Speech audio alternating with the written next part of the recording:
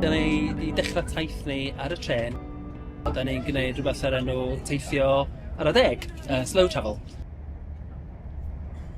So efo'r botel dŵr, da ni'n gwahodd pobl ar y tren os maen nhw'n eisiau rhannu tipyn bach o dŵr efo ni.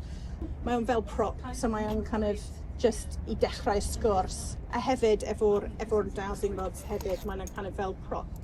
So mae o'n mae'n helpu kind of fel break the ice. So what we're doing, we're collecting water donation. What's donation?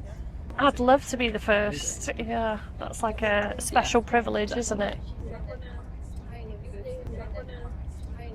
Pop it in. I feel like this is almost like ritualistic. It is amazing. There we go. Brilliant. The first contribution. So that's cared for. Brilliant. So Must feel like we need to do a little clap.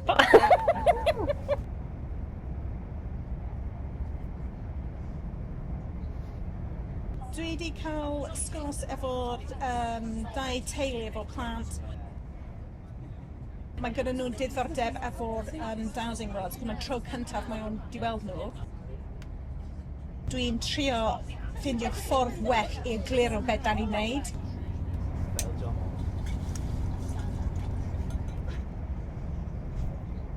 Heddiw, da ni'n teithio i'r Brussels, a wedyn diwrnod nesaf, fory, da ni'n mynd i'r Meppen. So mae Meppen yn just yma. Meppen. Da ni'n mynd i weld crw o artistiad. Da ni'n neud y project Cultural Bridge efo nhw.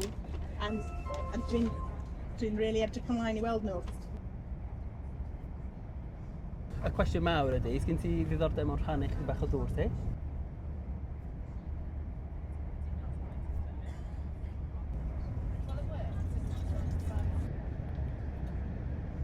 Dwi'n really mwynhau yr profiad mynd ar y tren, achos mae'n mwy o cyfle i cael sgwrs efo pobl. So perffaith, really.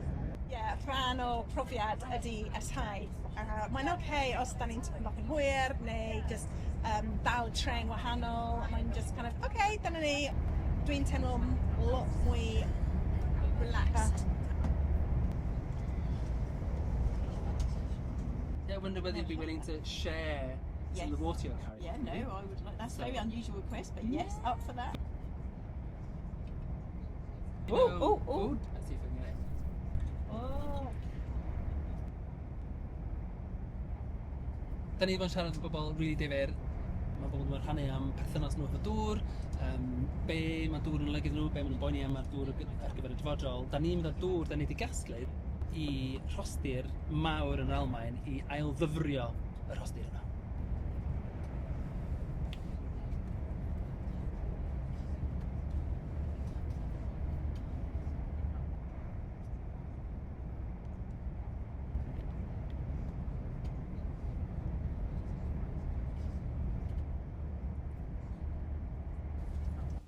Newydd gael Ewston.